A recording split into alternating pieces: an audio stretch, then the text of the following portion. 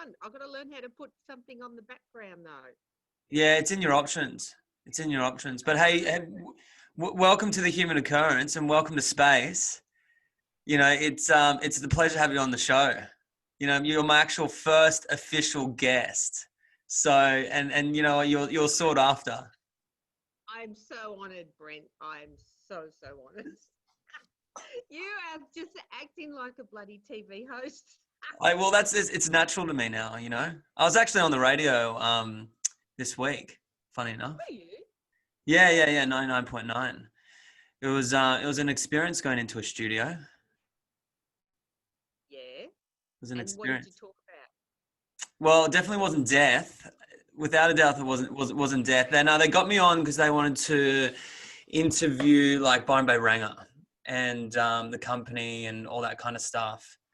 But there was a question where they asked me, "Oh, so what's next on the bucket list for the Ranger?"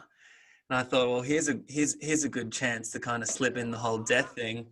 And I said, well, actually, you know, I'm in the next couple of years, I'm going to be transitioning into the death industry. And fuck, you should have seen the look on their faces, Liz. It's got white. It was a curveball. Isn't it fascinating people's reaction? Is that light in the way? Sorry? That light at the back, is that in the way? No. You're looking great. Yep. I'm just on You're not in space, but you're in Boolarra. So if anyone who's going to be watching this, Liz comes from Boolarra. That's in Victoria, isn't it? How far out of Victoria is it? It's 2 hours east of Melbourne. And right. Probably more people are familiar with South Gippsland, Murby North, we're a stone's throw from Murby North. Yeah. And okay. It's in the Strzelecki's, which is just beautiful little spot. With and we used to have the wonderful industrial landscape of chimneys and power stations and things that they're slowly getting rid of. And yeah, right. Interesting. But anyway, stop me. I'm going off. Hey, so I just want to give a bit of a backstory of how I know you. So I met Liz's beautiful daughter Dana. It was actually, I forget what airport it was in, but I met her, and I think it would have been like maybe Kuala Lumpur or something. And I did a trip with Dana and my wife Laura to Borneo, and that's how I know Liz. So I met Liz. I think you came to Byron. I was actually probably on a phone call in Borneo, and I think from then I soon realised that you were my best friend, not Dana. I love you, Dana, though. I'm sure she'll watch that. But I know.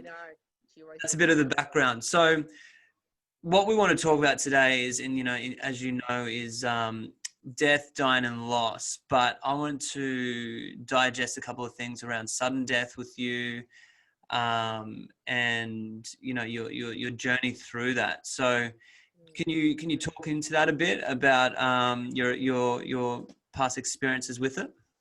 Yep. It was 8 years ago now, and my first off, actually it was 9 years. First of all, my mother, Peggy, she died. I think that was in September. And she was in her 80s, mid 80s, and she had been ready to go for a while. So she died first off. Then 4 or 5 months later, my husband, who we had been separated for a short time, he had been suffering mental health for a good long while. He took his life, and that was look, it was sudden, but I've got to say, me and the 2 kids, me and Dana and Eamon, had expected it. We'd always thought it's a possibility that could happen one day. So it was still a shock, because it was like it finally happened, and it was like, holy shit, you know. So that threw us a fair bit. And yeah, not having experienced suicide in the family before, it was really, I suppose it was really interesting, everyone's reactions to it, because it was like someone So he taking control of the situation at last, and there was a lot of like people reacted differently. Like some people were really angry. I was angry at first, but then it was okay. I can see that you were having a bloody rough time. You've had a rough time for a long time. Who am I to say that you need to stick around? You know. Yeah. So Right. there was a whole lot of soul searching and everything that went with that about how I felt about it, how the kids felt about it, and probably trying to protect Mick, my husband, from people's resentment for him doing that, because it was like, well, hang on, no, he's got that right. So Absolutely. around suicide brings a whole lot of other stuff. Mm. And then 4 months later, after Mick died, then Emon, who was studying at university, he was came home on semester break and was out one night partying, and he had a car accident on the way home and was killed. And that was totally unexpected, totally just shock through us, through the community, through everyone. Yeah. Everyone who had sort of bandied around us after Mick had died to help us through, that death. Yeah. Yeah. It was like, oh my God, it just blew everyone totally away and blew us away. And that was when I think that's when I went into PTSD, post-traumatic disorder. I was diagnosed with, because I completely went into a fog. And I remember walking around in a bit of a daze and thinking, shit, I've got to pay this bill. And it would take me all day to get my act together to just phone this, To do the utilities to task. Yeah. Yeah. or organise myself. I could not. My mind completely went. So it was like thoughts and everything just went. So that was a real foggy period for probably good 12 months or more. And I couldn't even cook. Like people dropped around meals and stuff. I couldn't even get my act together I would have to think through the process of how to cook a meal all day. Yeah. So it was like all thinking went out. And I used to think, oh my God, like there was expectation to get back to work, and that because I was a casual worker at that time. And because I wasn't having any income, and then I ended up having to go on sickness benefits and stuff because I just couldn't operate. And I looked at other people in other countries, like a friend said, how what was it in one country? Islam or somewhere overseas anyway. And they would just batten down for 6 months, not see anyone. People would bring around food and people would clean the house, and you weren't allowed to go out into any society. You wouldn't have TV, no communications whatsoever. You just zoned into yourself. Right. And that's all I wanted to do. That's all I wanted to do. I couldn't, people would say, like some other people who I wasn't close to would say, I must come up and have a cup of tea. And I thought, must you? Yeah. I didn't want to. I didn't want to see any bugger. Yeah. And People close to me, that's normal. absolutely. But you just want to batten down, crawl into a cave and hide and cuddle yourself for 6 months or more. That was all I wanted to do. And I thought, bloody hell, in Western society, we don't do this death stuff very well, where we have no idea or no idea how it affects you and how you're meant to still operate within a job. And Right. Well, it's very quick, right? It's super quick. And I think with what we're dealing with in the country at the moment is that there's just absolutely no substance with death or culture. I did a post the other day about death and sorry business, about how the Indigenous do death and grief. And like you said, how you kind of want to like bunker down in your home and have that time to grieve and process. There's so many cultures throughout the world that actually do that, where they incorporate ceremony. That's all right. What's that? I'm trying to turn my phone off and I pressed the wrong button. I'm a technological wizard, as you can see. Yeah. Okay, it's cool. But yeah, no, I think bunkering down and honoring your time is Yeah. so goddamn important, because Oh, I yeah. think I think from what I've learned from sudden death, because I had a friend in the community that took his life, but it wasn't a family of origin, so that's a completely different story. But um, sudden death takes a real sledgehammer to your nervous system, and I think that Mm, you mm, can go into fight or flight, but I think it really depends on your familiarity with death, what sort of death it is, and how that will kind of play out. And I could imagine that, from the two different sudden deaths that you've had, from Emon maybe was more of an impact of the shock, right? Would I be right mm. there? Or, Yep, um, absolutely. Oh, yeah. yeah, Yeah, yeah, because it was unexpected. Yep, yeah, yep, yeah. And yeah. sorry, what was your ex-husband's name? Mick, Mick, that's right. Mick. Yeah. So Yeah. Mick, you kind of had like a sense of that, Mm. that the depression was maybe playing a part of it, and you could kind of sense that was coming. But with Emon, that would have been, Oh, um, it was com- com- one out of the left field. Totally. Yeah, and totally. I was talking to my grandmother the other day, and I was talking to her about, because she's obviously lost, when Mum died, and Yeah, it's such an adjustment to be losing a child. It's just something that I can't even imagine. yeah, yeah. It's it'd be so, obviously so painful, but such a shock, Mm. you know, Mm. such a shock. Mm. Yeah, Um, it is. but there's I guess there's lots of, from my experience with death, it's, um, I kind of felt like when Mum died for me, like I got punched in the face, and then like a sack of jewels chucked at my chest, and I'm like kind of slowly opening up these gifts that come with death. Yeah.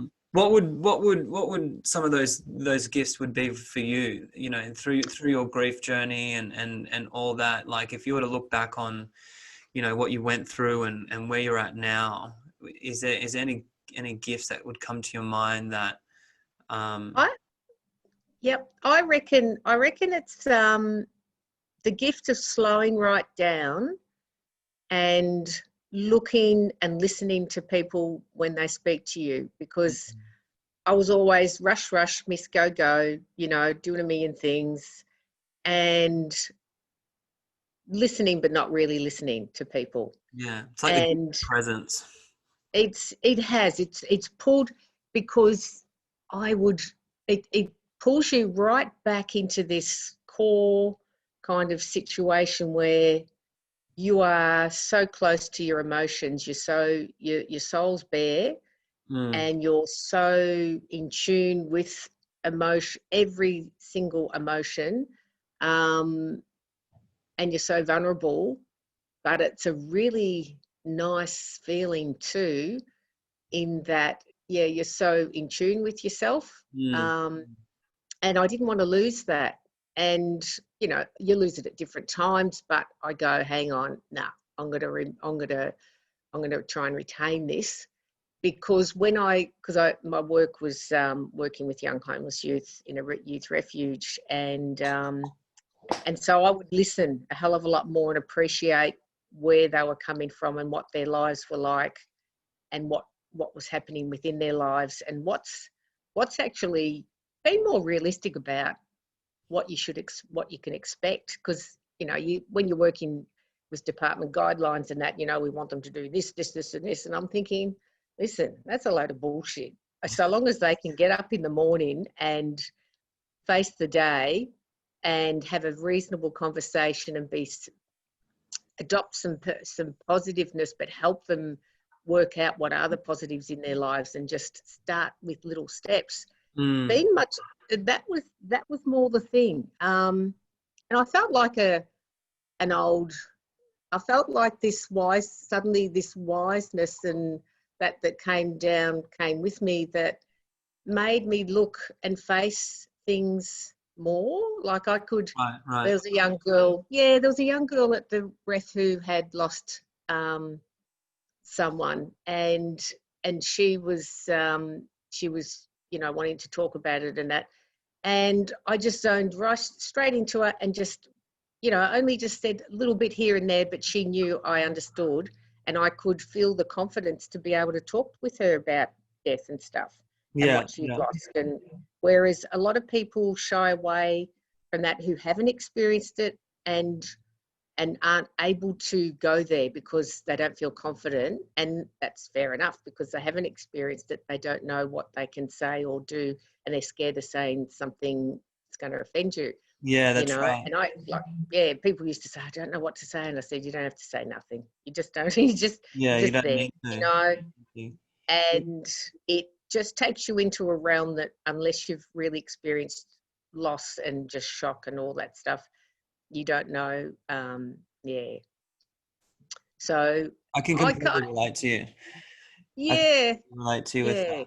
And I think it's like such a level of comfort when someone else is going through that and you're talking to someone. And I can relate this back to our conversations that we had maybe a couple of weeks ago when we chatted for an hour. And it was just so nurturing to me talking to you about Mum and how she passed and all that, because you just fucking get it. You've been there, and I tell a lot of people this, and I've spoken to you about it, but once you know death, you can't unknow it. So it's like you download, from my experience, like you get like an internal download from wherever that comes from, but you get, and then you have, the ability to really tap into your courage and all these other skills that you might have not known that you had prior. And help people with that. And that's like, for me, one of the gifts that has come out of Mum dying is these conversations and really, really exploring them. That's crazy. It is crazy. And look, there's humor in death. That's the part. That's the part I really love, because freaking hell, we do black humor so well. And I think facing death and all that stuff that it comes with brings out the black humor even more. Like, I don't know whether it's just a go-to to go, oh God, lift me out of this crap for a moment, just a moment, give me a laugh, And so there's that clinging on to that little bit of finding a humour in things. And it was a bit like this funny story, I don't know whether I told you, when Mick died, we had a black Kelpie, and she was, 150 million years old. She was very old, and she bloody pegged it day after he died. Yeah, pegged it. What do you mean? And she died. Sorry. Oh, right. I thought she ran away. Like pegged. No, she she died, and we took her into the vet, and the vet said, "Oh, look, and Dana's going, no, you have to do something. I've just lost my dad." And the poor vet's going, oh, Christ, beam me up, Scotty, And she said, look, if you take her home, get her through the night and take her to your other vet tomorrow morning. So we took her into the vet, and we knew by then Dana had the overnight to digest what had to happen. We've got to put her down. It's not fair to her. Yeah. So we put her down and brought her home. So Eamon and I dig a hole out front next to where our other dog had been buried. And he digs this frigging huge hole anyway. And it's a big, big hole. We've got poor old, oh God, what was her name I just said? The dog? Anyway. Yeah. Yep. She's lying in a black bag next to this hole. And then we had to get the gas. Our gas man came to replace the gas. And he's coming up the drive and he sees this big pile of dirt and this hole, and he's like, oh God, he had this look of horror on his face. And I said, Dave, it's okay, it's not Mick's hole, we're not burying him in the front yard. I think it's he was just like, oh God, Liz, oh God, no. And there was those sort of things. There was a few funny things, because our neighbour Chris, he's gorgeous. He was good mates with Mick, and he said, I want to build his coffin. And we used to mill cypress timbers, and so we had a heap of wood up the back, and so he built his coffin. And the funeral director we had, he was just beautiful lad, Mark. Right. And I said, Mark, I want to, we've got our coffin sorted and that. And he said, yep, no worries. I said, look, Mick's body was at the funeral directors at Warragul, and I said, look, how do we organise this? And he said, look, I can come and collect it, or you can bring it down, whatever you like. Now, Mick had his old van at our place, which was this yellow, yucky yellow, mustard-coloured, van. And I'd always wanted to paint flowers on it, and make it a little hippie van. And he was like, no, get away, not doing that. And I thought, well, Buggy, you're dead now. You can't stop me. When Chris brought the coffin over, and I lined it with calico and all that. And I'm out in the shed doing all this banging and tapping and stuff. And I thought, stuff it, I'm going to paint this bloody van. Because next morning I was going to drive the coffin down in the back of the van to Warragul. Right. So I got out all these paints and I started painting all these big flowers, and I was just going nuts on this van. And the kids are looking through the window and they thought I'd gone mad. They said, shit, Mum's gone Lost mad. it. Mum's lost it. I was there till 10 o'clock painting these flowers. I was just determined. I was like, nah, I'm doing this. And I'm going to carry him down, or carry his coffin down with this painted van. Well, bugger me, that night was a really heavy dew and all the paint ran. Oh, right. I got up in the morning and it looked like I'd run through and hit a herd of wombats. It was just atrocious. There was bloody blood like drips of orange and red all down the sides of the van. I was like, oh no. So I had to try and scrub it all and make it better. But I'll never forget driving this coffin, loading the coffin in the back of the van, and the whole thing was just so bloody quirky. And driving down the freeway and people going past looking at the van and looking at the painting. And I thought, you've got no idea what I got in here, mate, I can relate to you there, because Dad and I drove Mum to the crematorium, and we made the coffin and painting it. But you painting the van and all that would have been such a good release and a part of your grieving process. And for me it was just like at the time it was so confronting, but I couldn't imagine anyone else doing it. That's why I wanted to build it and paint it. All our family painted it, Amy and Kylie and Dad, and it was just such a good process to kind of move through it. Yeah, because you've got to get in touch with it. Because when I think about, I was thinking about how the Irish would wash the body, be with them for a week, and it was so cold over there they could afford to have the body in the house for a week because it'd be freezing, so they're not going to blow up from the heat at all.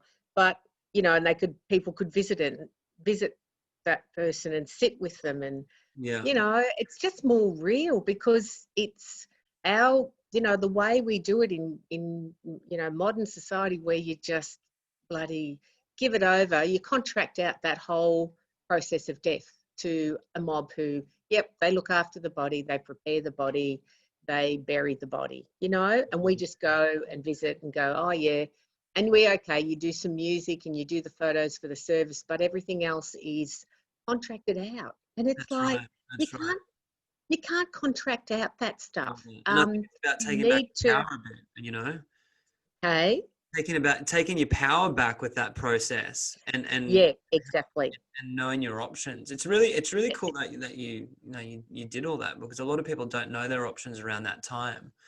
No, and I think that was partly because maybe because I'd experienced it with Mum's death, right? And where I just went through the process with my family and that, and it was done a little bit different, but it sort of opened up my eyes to it. And then Mark, I'll give him a hell of a lot of credit, because he put suggestions there. He said, you can do this, and he involved the kids in it. Like we were just sitting around the kitchen table, and he said, and Eamon came up with the suggestion for Mick's coffin. Oh, look, I'd really like to enable people to write on the coffin what they felt about Mick and what he had done, because you could give Mick a compliment and he'd never take it on. He'd never take on any praise. He had a very low self-belief in himself. And so Eamon said, we can it'd be really good to write on the coffin and write all those good things and give people the opportunity to say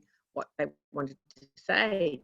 Yeah. Yeah. And it was like, wow. And it just opened it up. And it was a beautiful thing at the service that we did at the graveside. We just had a graveside service and did all the music and whatnot. And yeah, it was beautiful. So that was and that pulled people out of the, say, the group and we just filed up and wrote on the coffin what he meant, what they wanted Yeah. to say to him. And that put them in direct contact with him in the coffin, so they came close to it and touched it and, just made that contact with him. Mm. Whereas if you just watch from afar, the coffin going down into the graveside, you're an observer. You're not so involved with it, That's and right. and that really helped. And then with Emon, we took it a bit further because it was such a shock, and I was so concerned about a lot of his friends. I said, right, can we bring him home the night before the funeral and have him here? I think we did that with Mick too, actually. We did do that with Mick. Yeah, we brought him home and he left from here because we wanted him at home, Yeah. Yeah. and he left. Yeah, so, and the same thing with Emon, but we had a gathering that night with all his friends and stuff and gave them time to just sit with him and play music and have a few drinks and cry and whatever. Mm. But I could see it was really, really, really important for everyone, for all of us. Yeah, no, it was good. And Yeah. I think when I think of Dana, she just reminded me of, or it reminded me of Dana when Fatsy, our first golden retriever and her first dog that she grew up with died. Yeah. Now she lives upstairs in the house in the mezzanine, I've seen it. and bugging me dead when when Fatsy died, we brought him home in the bag, and she said, "Mum, I want him out of the bag, and I want to take him up to my room and have him with me." And I said, and this was middle of summer, and I said, "Hang on, for how long?" And we'd had to carry him and had him out on the front lawn with her. She slept with him on the lawn first of all when we got him home Yeah. that night. So she slept in a sleeping bag out in the lawn with him, middle of summer. Then she wanted him upstairs with her in the bedroom. And I'm like, hang on, nah. He's going to stink the house out and I'll never get him down again. She'll want to keep him there forever, Yeah. But it kind of showed how important it is for people to spend time with them, Mm. before you say goodbye to them. That being with them, whether it be dog or person, is so important. And that really, it brings a lot of a lot of beauty into the moment. When I can kind of reflect, and when Mum was passing, it was really confronting seeing her body slowly shut down. But to me, what I felt was this such a level of beauty through the presence that it brought to the moment, and how connected and together our family was through that process, that magic was happening, Yeah. But I think it's the most healthiest way to actually process it is to actually be able to lie with someone who's passed, and give that space and see the magic work there. It can be confronting, like I tell some people about it and they're just like, you are fucking wild. What are you talking about? The fuck are you talking about? That is wild. But like we've already spoken about, like here in Australia is, you're with someone that's sick, and then whack, you're at the funeral, and then whack, you're at the wake, and then by the time you know it, your body's trying to keep up, and your mind, and you're trying to work out like what the hell just happened. There's a reason why there's so much culture in other countries that do these practices, and they do death and grief so well. They do. They give themselves time. And that's where rituals are really good. In that, like, I grew up with the Catholic religion, and I certainly don't support it any. I gave it up when I was about a teenager. But there's rituals in that you can take comfort from. Like, they have the funeral, they have the swinging of that smelly vase thing on chains that they light with. It has olive. I think it's, or leaves, some sort of leaves, or Maybe is it rosemary? I think it's rosemary, yeah. But sage. it's beautiful smell. And as soon as I smell that smell, I go back to that time. Yeah, yeah. And those just those little sounds and just that ritual. So I can see it makes you appreciate what those rituals how helpful they must be for for cultures where they do death properly and drag it out. Because Mm. and to me it's like, oh God, when's it ever going to stop? But you went in by lengthening that whole process, you give every opportunity along the way to express emotion. Mm. Whereas we do it quick, bang, bang, 2 weeks off work, back at that. Yep. Back to Okay. work. Six Let's months, not 12 talk months. about You it. should be right. Yeah, Should be over it. What's it yeah. go? Yeah. And then, and like, because I had multiple, like there was mum, 4 months later, Mick, 4 months later, Emon, and then 4 months later, Dad. And all the buggers just said, see you later, we're out of here. And it was like, holy magoli. And I used to think, and I'd be thinking about Emon, and then I'd think, oh, but I better think about Mick. And then, oh, what about mum and dad? I'm not giving them any time to grieve. Right. And it's like, holy shit, how do I, And all in those divvy up? moments is, I guess the most important person in this process is yourself.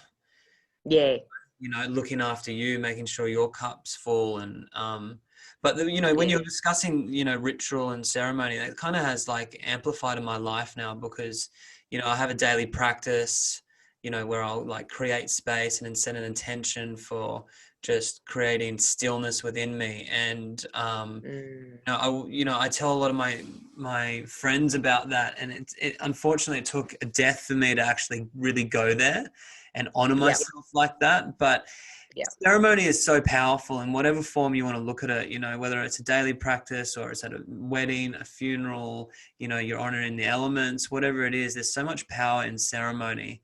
Mm, And, I'm a big believer that, a good ceremony is worth about 12 months of therapy, so, it's, so, it's, yeah. and I'm a big one for therapy. I see a therapist every fortnight. Oh, God, yeah. Without my therapist, I'd be slamming my Yeah. head against his desk. Oh, look, I had a couple of good few years. I think I had 2 or 3 years of a good psychologist, and she was brutally. She didn't let me get away with anything. You have Yep. to have, and people assume because you're working with people and you do a bit of informal counselling and stuff, you've got it together, but you're just better at hiding shit, Yeah, right. and you need a brutal little bugger that's going to cut through all that. And Mm. oh my God, she was ruthless, but she was so good. And also there was one other thing that happened that is worth, that she made me, that really got me thinking. When Emon died, there were so many processes where you've got to call different, like I had to call the university and tell them, I had to call this bugger and tell them, tell so many people. I couldn't. Now, at that time, I didn't understand Facebook and how it was linked with phone and all that. And Right. I thought he was on a phone plan, and I thought if I stopped his phone plan, he would then no longer have Facebook, and we wouldn't be able to talk, Right. or see all this stuff. And so I just kept paying it for 6 months and there was also, I just could not make another call to say, my son has been killed, he's died, it was just so hard.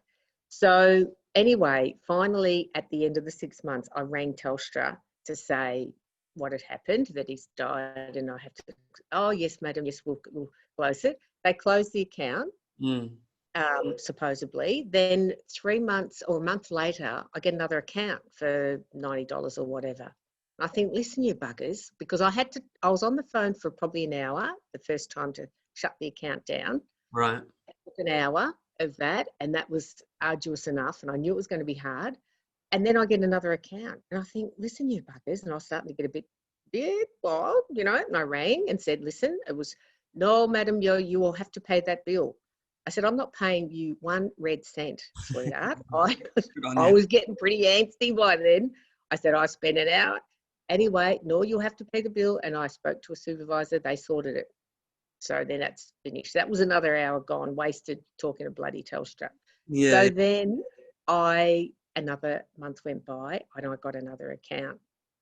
Lizzie hit the roof and I was in my room, and it's a double bricked it was a part of the house that was a double brick garage converted into a home, and I lost it. And she says, "Oh, sorry, madam, you will have to pay this bill." I said, "I'm not paying the bill. Put me on to your supervisor, please." And the supervisor said, "Yeah, da, da, da," and then would put me back to the other one. "You will still have to pay the bill. I'm not paying you one effing red cent." By then, and then they put, "Oh, we'll have to put you through to this other," I don't know, it was death department or something. You know, you talk about people have died and try and sort out the account. Put me through the death department. 2 hours later, they're trying to counsel me. I'm going absolutely spastic, roaring. I've never shouted as loud. I'm screaming at this phone saying, "I am not paying you one red cent." And the phone, he has not used it. He's been dead for 6 months, for Christ's sake. Yeah. It's in his top drawer. No one touches it. You know, I was just going mad. And I screamed and yelled and ranted and raved. And I went to the psychologist and she said, "Well, look, Lizzie, people pay hundreds of dollars to go to a weekend, a weekend workshop to let everything out. And you did it and you got it paid. You didn't have to pay anything." You didn't have to pay a cent, and let out everybody sounds of what you said. You let out any residual anger or anything there. It all went. And I just thank God it's a double brick garage that it was no one could hear me. Oh my God, I just let it rip. It was amazing. It was great when I think of it, and I thought, what a great way of looking at that, because Telstra did that for me. So thank you, Telstra.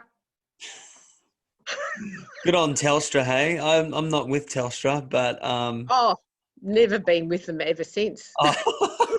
They got cut from that moment. Absolutely. Hey, See you later. Does Dana know we're talking today? No. Oh, she knows we were going to, but not today. Right. And how's Dana?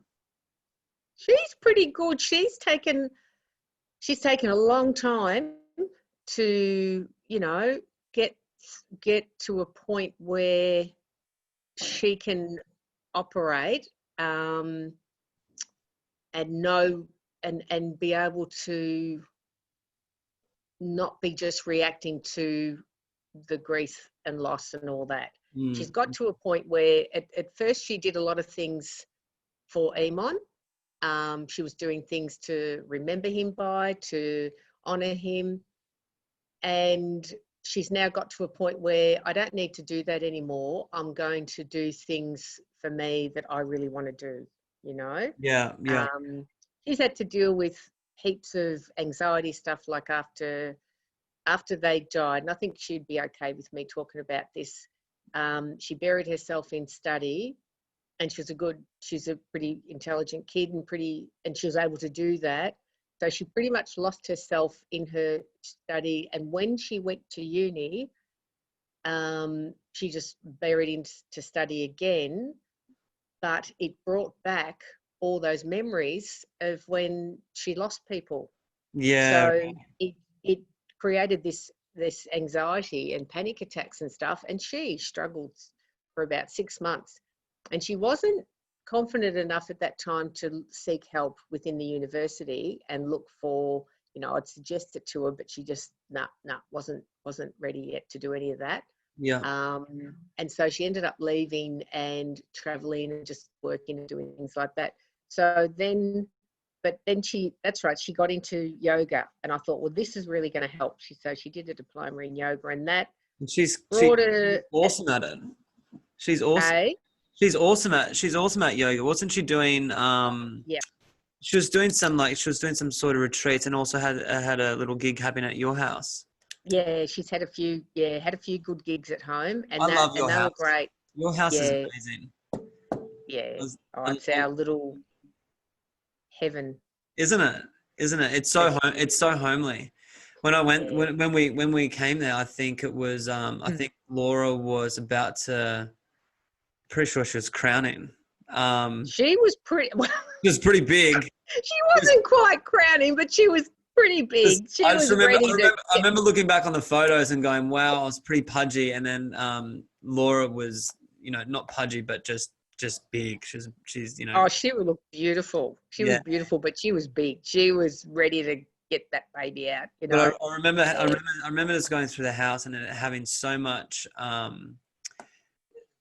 feel to it and so much character and so much like just so many you can just feel memories there, Mm, mm. and yeah, I need to come back. I'd love to come back. It's a pity, You'll obviously have to. happening what's happening in Victoria at the moment. And Yeah. Well, that's it. Yeah. Who knows when you'll be able to come down? but Yep. saying that, you're pretty fortunate that you're not in the middle of it all, right? I know. Well, Dana's down in Thornbury. She's in Where's Melbourne. Thornbury? So, hey, Thornbury's in like in the yeah, middle. yeah. So she's in lockdown, Oh, right. Okay. and she's got Louis with her, the golden retriever. So we got Louis when Imon died. She said, "Mum, I just need a dog I can cuddle. I need something to love." So, oh, how could you not bloody. So Yeah, we yeah. got Louis, and he's been the best thing for her. Like, he gets her out there, and she said, "I think he loves people more than other dogs, Mum." And she Probably takes him for walks, and he just smiles as soon as someone comes towards him. He's got a big smile on his face, ready to greet them, and he's the some greatest. dogs love humans more than actual dogs. They're actually, some dogs are humans.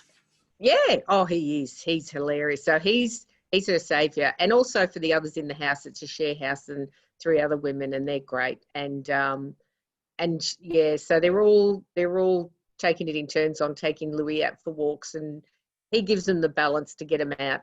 Like she's studying her art and stuff, art and design, and it's the best thing because she's learning to express herself. And Right. that was another thing I wanted to talk a little bit about because I've got an arts background. Yeah. I kind of You're a little bit opportunistic as an artist, and any issues and things that are affecting you, you can express. And I've always kind of honed in on grief stuff with my artwork, and that was even when I was studying. And so 10 years later, with this death experiences, I just started doing artwork and pouring it all into that. And I ended up making these fabric out of old blankets, little hearts, and I'd stuff them, and then I'd slash them, and then I'd slash the blanket, and then I would stitch them up again, and Right. I'd stitch them with a little bit of red thread as well, and then I did this. Oh God, what was it? I can't remember what it's called, but it's when you put another material into it, like a wool material, and so you stab it, and it's a little tool that has a tiny little hook, and it embeds that thread into the material you're stabbing. And so I'm stabbing this stuff, and that was another part of this lovely, that emotion of resentment and anger. You bastard, you died, you're gonna bloody kill you, you're already dead, but anyway. And I'm stabbing away with this thread, and I made all these hearts. And then there was other people who had, my neighbour, she lost her husband, and I took a heart to her and gave it to her, and she just looked at it and cried and put it inside her shirt, in her bra Oh, against that's her heart. beautiful. That's And it beautiful. was just, and so I started making all these hearts, but then I was going to make a huge big pile of them in a gallery, and people would come to the exhibition and they could take one. And I haven't done it, haven't finished it. I've got a bag full of hearts, but my thumb started getting like RSI, and I was thinking, oh shit, from stuffing the wool in, You I'll need give to that one a employ break. some labor to come in and help you to make these hearts. But that was for you, like, so that for you was just a healthy expression of moving Yeah, your grief or whatever you were going through at the time. yeah. Yeah. And it's a really good, I started seeing the whole art, kind of art therapy, but art, using art as a therapy to express, your emotions and everything, and conceptualizing it, and putting it into some sort of object that people could relate to. And and that's where I guess when you're able to express yourself in one form or another, that's I find that extremely helpful. Like, I remember my psychologist saying, you need to draw every day, but I couldn't because it was so frigging painful. Like, I would draw stuff and it was just, I used to draw realistic, and then I was able to start drawing just these interesting little figures and forms. So it's kind of taken me completely, it's projected me into a whole different way of drawing, which is really good, and I really like. But I still find it incredibly painful. I could almost, if I put on, someone like bloody Tom Waits or Leonard Cohen, I'd be there howling and drawing. I'd have if I did some charcoals, and I'm meant to be working on some now, and I've started, but holy God, it is just extremely painful. And that's still after 8 years, because it makes you confront your emotions while you're drawing, And I remember doing one drawing, doing a drawing at the moment of Emon, where he was doing flips and everything on a trampoline. And these figures, they're incredible. They were like, their shots were just grabbing each shape and form he was doing on the tramp. And there was one where he was absolutely just flailing, kind of, there was this moment of just total abandonment.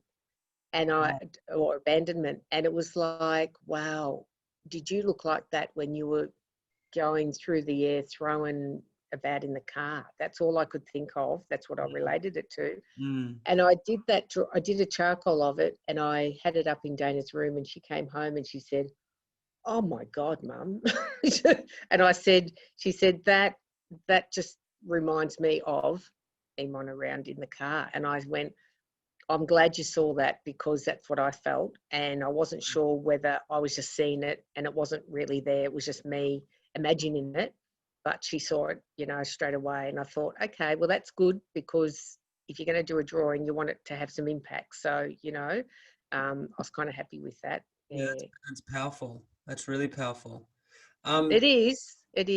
Yeah. Look, before we wrap it up, if you could, and this is going to be a tough, might not be a tough question, but if you could give any advice to someone who is going through sudden death and something that you've gone through, what would that be? It doesn't have to be, one line or anything like that. I think the most helpful thing is, don't have any expectations on yourself. Throw them out the window, because whatever you do is okay for you, and people might raise their eyebrows or whatever. It's, you just do what is right for you, because I did spend a bit of time trying to do what was right for everyone else, and to some degree it was a distraction for me. I'm pretty good at distracting myself from wanting to feel anything. And so I would worry about everyone else, and it was a great method of not having to worry about my own stuff. But I think I just think stop and give yourself time, and just, there will be time when you just run around like a hairy goat, because that's what you do to bloody survive. And love that analogy. Survive. Hey? Hairy goat. I love that analogy. I saw it straight away. Like, shit, there's that hairy. Oh, God. Yeah. So I think, look, whatever you do it's just, I think you just got to go easy on yourself, totally easy on yourself, and just fuck everything. You've just got to sit with it. Do whatever you do, but don't put any expectations on yourself. It's you got to give yourself time, because if you pretend it's not there, it's going to bite you on the ass sometime or other, whether it be in 10 years or 20 years or 30 years. That's right. So you might as well deal with the bugger, deal with the monster while it's there, Yeah. and also capitalize on people giving you some space, because I only give it to you for so long. Mm. So make the most of it while you've got it. Yeah. That's great. Because yeah. Hey, I think Liz, that's about thank you so much for sharing. Before we wrap it up, you haven't met Zevi yet, have you? who Zev, Dev Zev, Zev, Zev. Z-E-V, Nah. Z-E-V. No, I want to get him and show you because he's probably the cutest kid walking the planet. But Oh, I'm pretty biased there. So give me 2 seconds and I'll just get him. okay. I would love to see him.